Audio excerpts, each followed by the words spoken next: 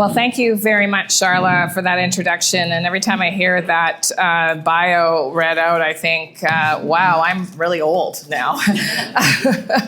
I've grown up here most of my life. I'm from, for those of you who don't know me or haven't spent a lot of time with me, I'm from Thunder Bay, pretty much. I moved here at 11 years old. And so Thunder Bay is in my heart. It's what I carry with me. And every time my lovely partner, Paul, who isn't here today, says maybe we should move somewhere warmer, I think about it for about 7 seconds, and then I just know I would miss my community, and I would miss my people, and I would miss that beautiful lake that we all get to live by. And so thank you so much for inviting me today to be part of this luncheon, to talk a little bit about what the federal government is doing to help prepare Canadians and to prepare communities just like ours all across the country for what I would say is one of the most challenging times in my lifetime, certainly probably in most of our lifetimes. Also, thank you to Fort William First Nation, and Ed, it's nice to see you.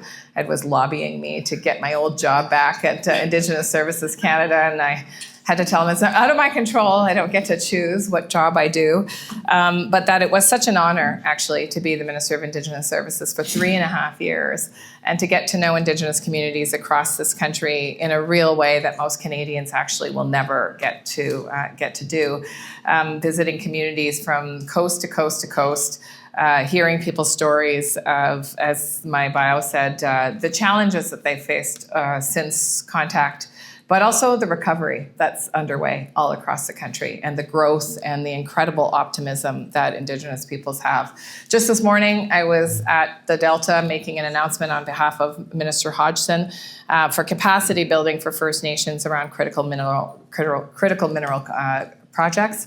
And we had 2 of the recipients in the room, as well as other Indigenous participants. And there's an air of collaboration in this country that I personally haven't ever seen, where I see partners of all sizes, municipalities, provinces and territories, First Nations, Métis, Inuit, coming together and recognizing that if we are going to get through this extraordinary time, we're going to have to pull together.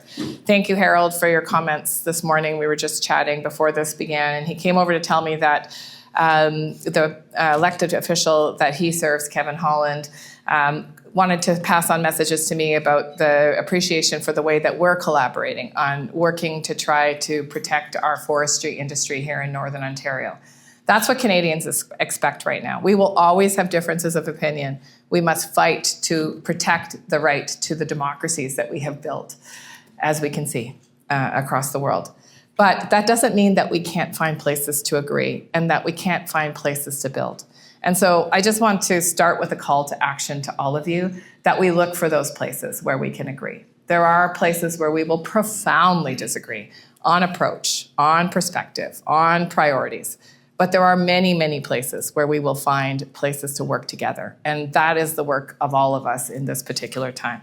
Thank you so much to the Chamber for what you do, pulling business together, making sure that you're a strong voice. Charlotte never hesitates to let me know in formal ways and informal ways what the perspective of the Chamber is, what the needs of small and medium-sized businesses are here. And that really helps me actually around the table. Although obviously there are similarities with business priorities, calls to action from chambers of all different sizes. It's always valuable to me as a Northern Ontario Member of Parliament and a minister at the table to know what my specific community thinks, what the communities in Northern Ontario think, and what the priorities are. And they are different from region to region. So I appreciate that hard work that you and the chair, or you and the board do to make sure that everybody is kept abreast of what we need to make this community thrive. And to all of you who are representatives from a variety of different organizations, small and medium-sized businesses, not-for-profit organizations, healthcare, education, teaching. Thank you for what you do to build this community up and to invest in the people of Northern Ontario. Jillian, thank you for agreeing to lead Lakehead University and to being such a staunch voice for the rights of people to access education and quality education close to home. I'm a proud alumni of Lakehead University. I couldn't have finished that degree if I didn't have a university that was in my own hometown. And so these kinds of things are valuable assets that we have to work to protect. You're also the job creators. You're the skill developers. You keep capital local. And you make it possible for people to stay and live in our community. And you've heard me speak before, many of you, it's not just a job that attracts people to regions. A job is really a very important component of a person's life. But if there's nothing else besides a job, oftentimes people will A, choose not to live in that community, or B, choose to get out as soon as they can find a job somewhere else. And so all of that social infrastructure, I see the art gallery as well represented today. Come on, let's finish the art gallery, guys, we can do it. Those are the kinds of things that actually attract people to our region, and they keep people here. We need families and we need people to decide to stay in Northern Ontario. And in order to decide to stay, they need festivals like the one that Barry Stride ran for so long. They need opportunities for culture. They need a science center like Science North is working on to make sure that kids have opportunities to grow and to learn and to play. They need libraries and they need infrastructure that's social. You know, you mentioned that my new title is Minister of Jobs and Families, and I'm right now working on stabilizing affordable childcare in this country. And we're well on our way. Here in Ontario, families are paying on average $19 a day for their children. And my argument is that the social infrastructure of childcare is the actual backbone of a strong economy. And we have to start thinking about those social things. Many of people who are in this room right now doing these things as that architecture that allows for the business success, that allows for the growth of economies, that allows for the customers that you need and the prosperity that you need to continue to grow your businesses and be those great employers. So we depend on each other, and these sectors depend on each other. I'm looking at Lorna, who was my neighbor for a very, very long time, and we know each other very well as a result. Watched our crazy kids grow up and get into all kinds of trouble and come out the other end alive. That's a good thing. And Lorna has a really important job through Youth Employment Services and making sure, employment, to make sure it's not just youth, but often youth that are going through tough times trying to find jobs. We have over a 14% unemployment rate in young people right now. It's very challenging. Younger people are often the first to feel the impact of economic slowdown, of changes in technology, of changes in job availability. So you'll be pleased to know that this summer there will be 100,000 Canada Summer Jobs all across the country. So all of you, many of you are recipients of Canada Summer Jobs. Students, please make sure you get your applications in. But I will say that we rely on Lorna and through the province largely, through labor market transfers, we rely on organizations just like Lorna's all across the country to make sure that skills training and introduction to career paths is available to people of all different ages and stages. So I was asked to speak a little bit about Budget 2025, but before I do that, I just want to say I've now had the privilege of serving 2 prime ministers and being in cabinet the entire time, which is a pretty rare thing, actually, as it turns out. And I have to say, although I have deeply appreciated the time I spent with Prime Minister Trudeau, I'm very much enjoying serving Prime Minister Carney. I have to say that serving with someone who is as pragmatic as I am, and I am really a pragmatic person, I'm always looking for what is in the art of the possible, it's just such a pleasure. And so Budget 2025 reflects that optimism, it also reflects that pragmatism, but it's also really honest with Canadians in that it says we are at a hinge moment. We are at a time where many things are happening in our country and around the world that we absolutely have no control about. I mean, the elephant in the room, and I think everybody saw yesterday's headline, is that there is no sure path on CUSMA. There is no sure path on getting tariffs lifted. And we have relied extensively on our relationship with the United States to sell our goods and services. We've had close relationships. Those of us who are in Northern Ontario know just how close those relationships are. Some of us, probably even in this room, have family and friends in Duluth and in northern Minnesota. I myself spent 8 years in northern Minnesota in a little town called Chisholm, Minnesota with my aunt and uncle. I'm very familiar with that culture in northern Minnesota. But things are changing, and they are changing rapidly.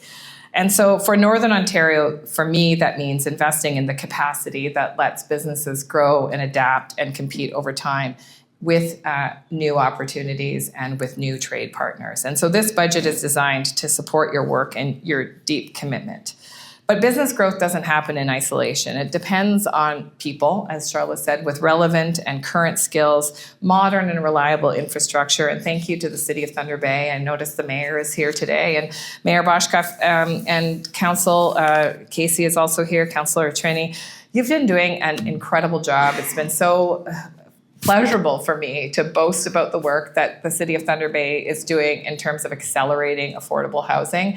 That's not easy work. I follow the news. The first thing I look at every day is TV News Watch, no matter where I am in the world or country. And I watch how challenging it is to actually get things built. And I want to thank you for your persistence. And I want to reflect back to Lynn Peterson and the work that she did when we began the development of the waterfront. Does anybody remember how hard that was and the fights that took place? Some of the youngsters in this room might not remember this, but that was a very challenging decision that council decided at the time. There were people that ironically called themselves Friends of the Waterfront, but were actually opposed to waterfront development. There were special interest groups that came out, that picketed, that did all the kinds of things that we see. And yet that council at that time decided to pursue that goal. And Ken, were you on council at that time? I think you were. Ken has never not been on council, or at least very rarely not been on council, so often that I can't remember when. Started when I was 9. And I think about that council often, because they did things that were very hard, and they stood up even in spite of the big challenges from community. And often you hear that when development is being proposed for communities. Not in my backyard. Things should remain the same. We shouldn't do anything. This costs too much. How come we're not dealing with homelessness is kind of my favorite, because when you try to deal with homelessness, then people say, how come we're not building the roads?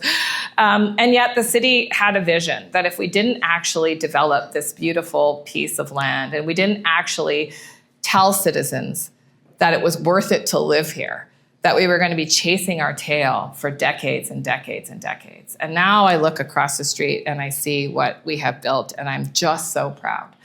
And that's really the vision of Budget 2025, that if we don't take chances and we don't actually invest in ourselves, we don't invest in our people, that we will not be able to survive what undoubtedly is the most challenging economic and I would say social time of our generation. So my goal with this speech, and I'm going to hopefully not speak too long, Charlotte, you're going to have to give me like a 5-minute warning or something, is to just talk a little bit about some of the major components of the budget. Then I'm hoping to have a few minutes for Q&A. We won't be able to take everybody's question, but certainly I'll try to answer your questions. So first of all, in terms of the trade conditions, as we have seen with the extensive use of tariffs by the United States, supply chains are being radically changed. Disrupted or severed. The costs of these changes are moving quickly across borders and across markets. And Northern Ontario businesses have seen these changes very early, in some cases earlier than most, through input prices, delivery timelines, and changes in customer demand. So Budget 2025 responds by building practical tools for stability and adjustment. There's targeted support in place to help businesses respond to tariff impacts and trade disruptions. And that includes funding for productivity upgrades, supply chain changes, and access to new markets. This is intended to support movement, adjustment, and repositioning as quickly as companies can do that. It also gives businesses room to respond as conditions change. Budget 2025 also strengthens the Buy Canadian policy across government. Now, I know many of people have talked about Buy Canadian for a very long time. It's been very, very challenging in the context of trade agreements. And it's been a really vivid conversation for at least the decade that I've been elected, probably longer. But Canadian suppliers will now have priority in major federal procurements. This is a huge step forward. It's challenging. The Minister of Procurement is working on this right now to make sure that we can actually leverage the potential of this policy. Thresholds will be lowered so small and medium-sized businesses can compete, and support is in place to help companies navigate procurement and win those contracts. This will direct public dollars into Canadian firms, Canadian supply chains, and ultimately Canadian jobs. So for Northern Ontario, what I can anticipate is it will mean more opportunity for local manufacturers, fabricators, service providers, and trades. It will also strengthen the businesses that support them, and that's how we build capacity. We build it through connected work and local value. People are the foundation of every business, and we need those skilled workers and experienced teams. You know, my son tells me I can't talk about him. I talk about him every speech, pretty much. One day he's going to just stop talking to me. But he's 29 years old, and he's a red seal crate operator, and he is still the youngest person employed in his company. Think about that. I mean, he was very fortunate. He started about 5 years ago. But we should be having juniors coming up. We cannot actually build these things. Major projects are under threat if we don't actually build the skilled trades capacity across this country. And so it's going to take all of us to do that. It's going to take, obviously, the federal government working with provinces and territories to make sure that there's incentives, not only for people to enter the trades, but for companies to hire those apprentices and to make sure that we can retain those apprentices. But it is going to also take a commitment by the business community to grow that pipeline. 10 years ago, I remember sitting in a room with then Prime Minister Trudeau and a number of business leaders from this community talking about the fact that there weren't people in the pipeline. 10 years later, we're still in the same place. And my assessment is that we all have to pull together to actually fix this problem. Government can only do so much, guys. We can do a lot. We have money and we have convening power. I say federal government is really good at those two things. We can spend a lot of money and we can pull people together. But I will tell you that the apprenticeship grant that recently ended was only utilized by 18% of skilled tradespeople. So it's not working. And so I'll be reworking with my department how we can actually get incentives that are properly designed to actually motivate people to enter the trade, support them with the economic cost of completing the Red Seal certification. But we also need to make sure that we have pathways for people to get those apprenticeships, to be able to stay with a company, to be able to finalize those hours and be able to write their tests so that we can build that next generation of skilled tradespeople. And I do want to thank Tom Jones personally. I don't know if they're here now, but they are a shop that is very committed to growing that talent and taking on apprenticeships. And there's others just like that. But they can't do it alone, and nobody can do this alone. So if we want a skilled trades workforce that is thriving and we want to attract people to those trades, people have to know that there's a pathway to get to the end and to get that to that Red Seal. And so we'll keep working at that with partners, and I'll certainly be looking through the portfolio that I have about how we design better incentives for both companies and for people to make sure that we can see people through their training, through to the Red Seal certification, and so that we have the people that we need. Budget 2025 also strengthens EI work sharing capacities, and we've got a lot of companies right now taking advantage of work sharing. For example, in the steel industry or any industry, if you're being faced with economic slowdown, laying off people is a really perilous time for a company that wants or hopes or is reorienting to resume production at higher levels. And so work sharing allows for companies to be able to reduce their costs, their payroll costs, by allowing employees to stay on EI for a portion of their week, thereby being able to retain their workers in their workforce and being able to, and now actually historically, workers can receive training while they're on work sharing, so that if there are upgrading skills required for new products or new markets, workers can actually do upskilling while they're on EI. So that's very exciting. Soon I'll be launching something called sector alliances. Some of you in this room will know that this is something that industries have called for a very long time, and this is exciting news for post-secondary education as well. The intent is to bring employers, unions, and training providers together to focus on the major drivers of our economy: mining, construction, care work, manufacturing, and energy, to ensure that we do a better job nationally of aligning skills training with the needs of rapidly evolving industries. We often hear in this space that there's a skills mismatch or a skills gap between what companies are actually looking for and what people are actually getting trained for. And so sector alliances will allow for companies and unions and trainers within that sector to better understand the needs of the market, to better project where the market is going and what those skills are needed in terms of the future growth of that sector. As I said, we're focused on youth, not only increasing Canada's summer jobs, as I mentioned this summer, but we're also boosting work-integrated learning opportunities. These are just two of the areas that we're really trying to ensure that young people get those early job experiences. Many of you small and medium-sized businesses will know that sometimes it's easier to train the technical skills than it is to train the soft skills or the culture of that environment. And work-integrated learning is a great example of how young people can get those experiences while in training with companies. The data is fantastic. Retention of those young people is quite high after graduation, often because a relationship has been developed between the employer and the young person that's experiencing that work-integrated learning opportunity. We will also obviously continue our support of provinces and territories' leadership and training through the labour market transfer agreements, but we will be pushing for greater data transparency so that we can make sure that every dollar counts and that businesses and Canadians have confidence in the systems that are meant to work for them. And I think, this is, again, kind of related to my call for action. Canadians really want to know that the systems that we invest in and that they actually invest in are really delivering the results that they expect. And Prime Minister Carney has stressed this with all of his ministers, that we need data, data, data, data. We need to be measuring what we do and ensuring that what we spend our money on is actually resulting in the outcomes that we hope that they will. If not, obviously, we can adjust. And in some cases, like the apprenticeship grant, we will walk away and try and redesign something that's more effective. These are going to be hard conversations. Some people have relied on funding streams or grants for a very, very long time. But if things aren't working, they're not working. And I think we have to be able to call a spade and try something else. Everybody agrees that this is a time of great action. And so we have to leverage every dollar we spend, whether it's public or private, to make sure that we actually get to those outcomes that we're all working so hard to achieve. I do want to spend a little bit of time about talking about AI. I'm kind of personally fascinated and terrified by it all. I don't know if anyone else is using ChatGPT for literally every task of their life. Certainly my husband Paul is. He built a sauna he would like you to all know he built a sauna last year using ChatGPT.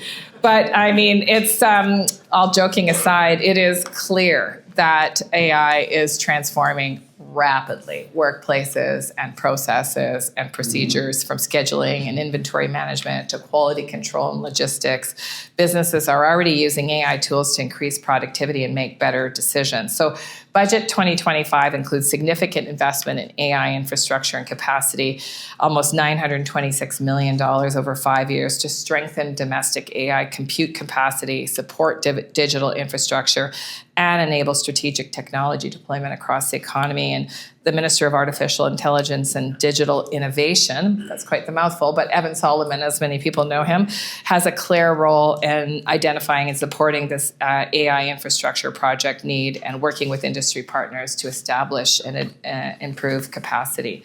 The budget also supports broader digital adaptation and training initiatives that help businesses and workers integrate technology into everyday operations. And I think that would be something that would be super useful to me as the Minister of Jobs and Families, that the Chamber may very well be doing some work on right now. What are the needs of small businesses in terms of AI capacity, not necessarily on the tech side for me, but more on the training and skills development side? And how do we create an AI training strategy or skills strategy nationally that can feed right into the local level need that many of you are probably experiencing?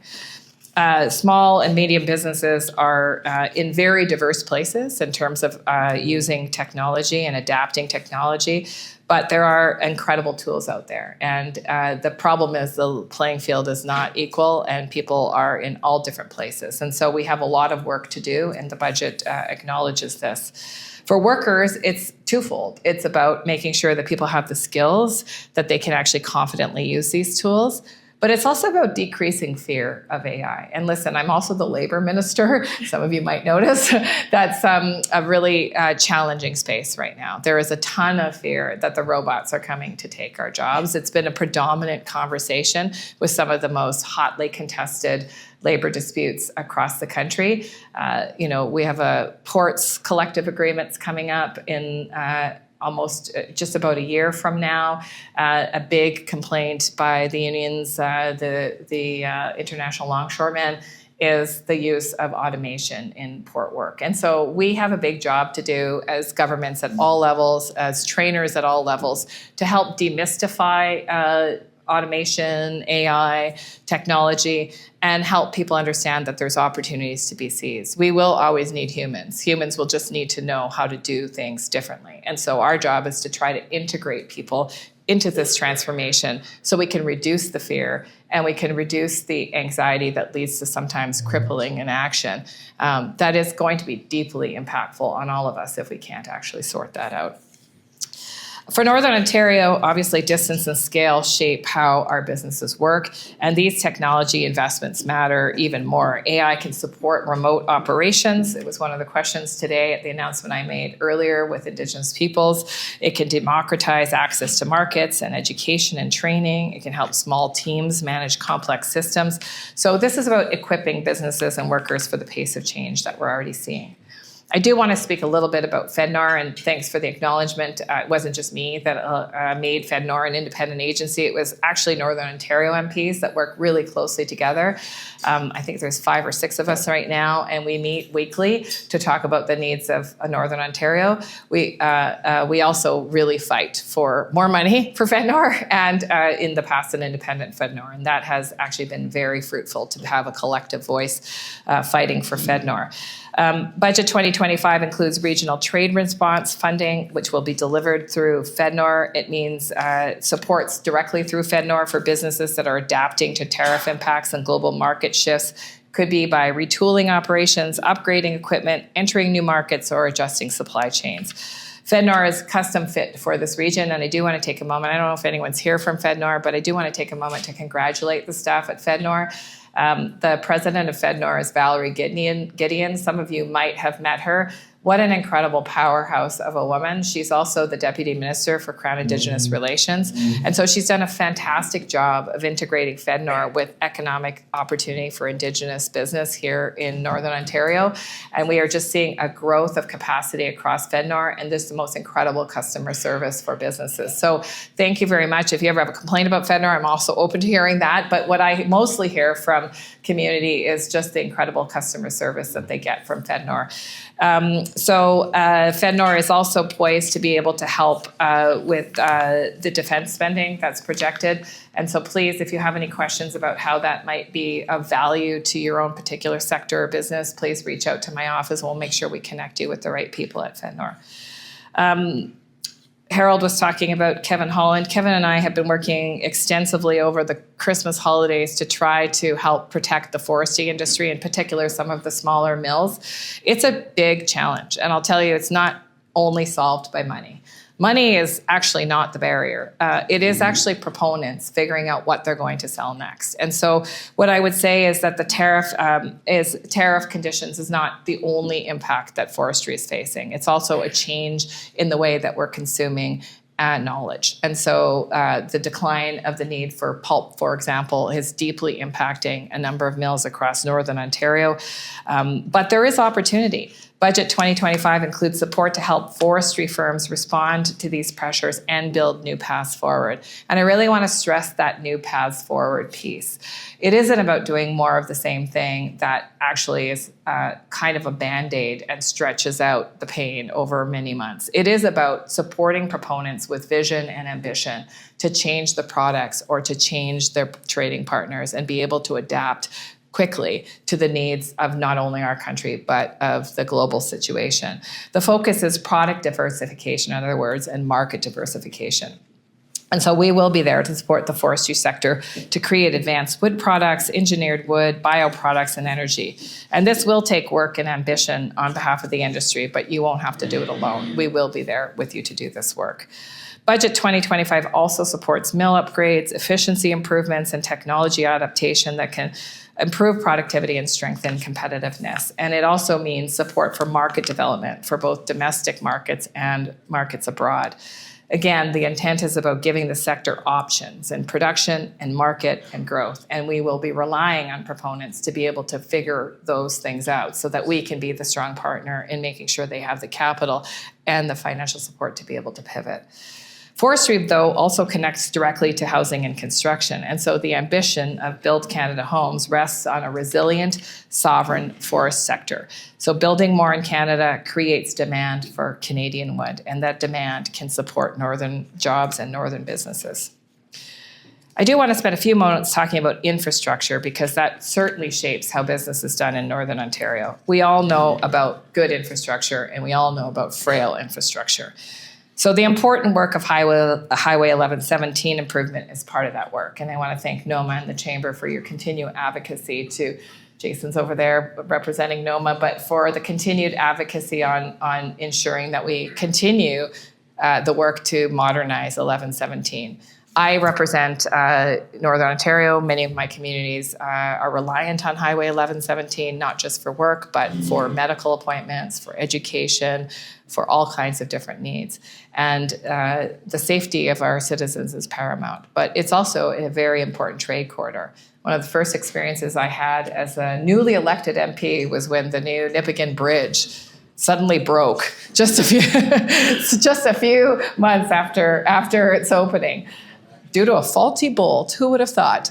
But it really drove home for me the point about how reliant Canada is on a functioning 1117. You know, the bridge closed 1117 for quite a lengthy period of time, and there were not alternative routes for the many, many trucks and many, many vehicles that rely on that corridor. So we have a commitment in Budget 2025 for major funding to infrastructure across Canada for projects that improve safety, reliability, and access to markets.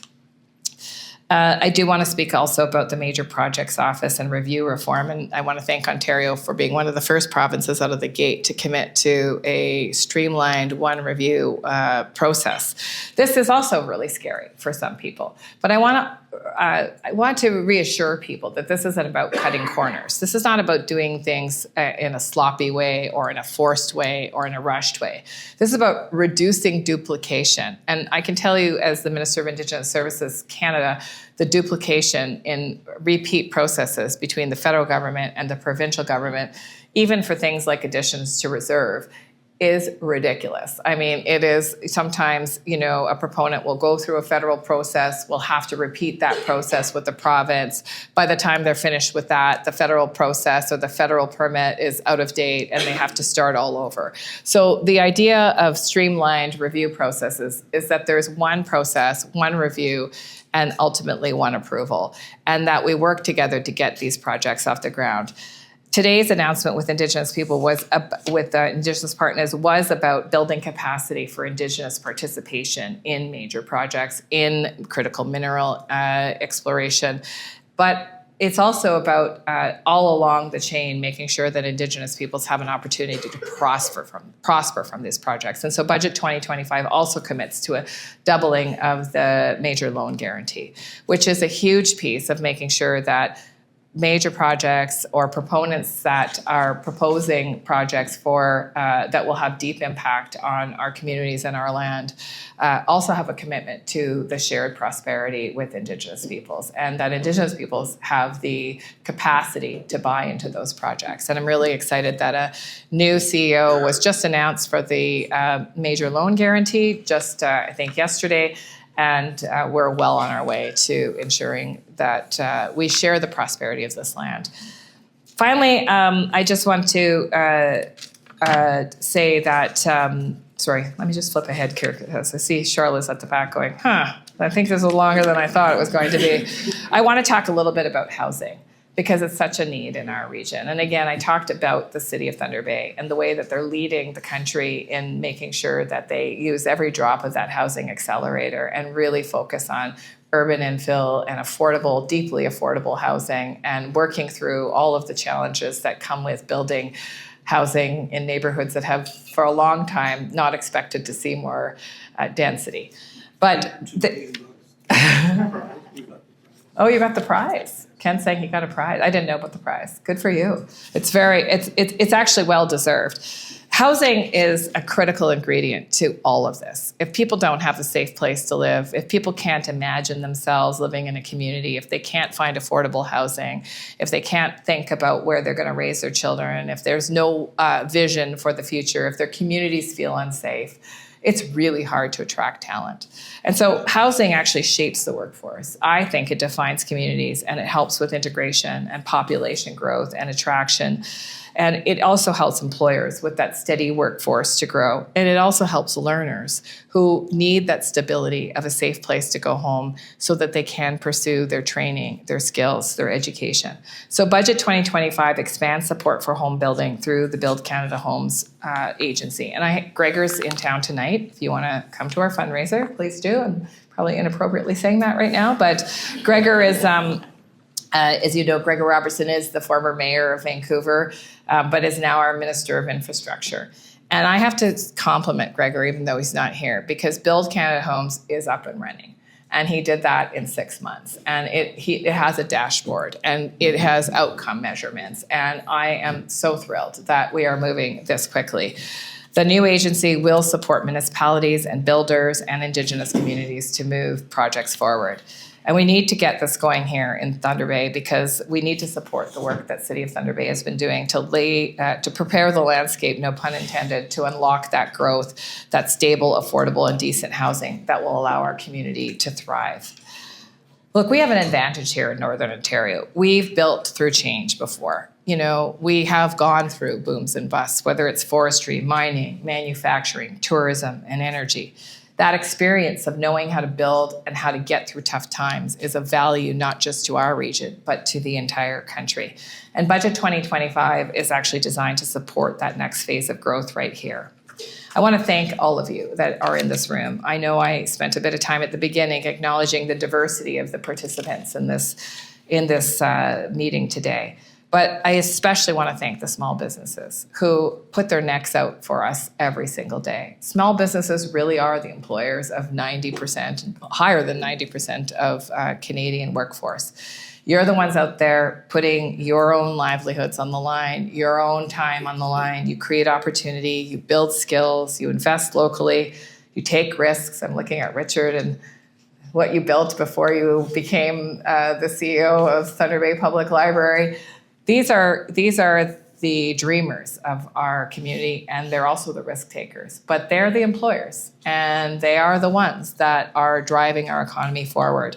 So I want you to know that I value what the Chamber brings every single day to me as a member of Parliament, to our communities, and to strengthening this wonderful place that we call home.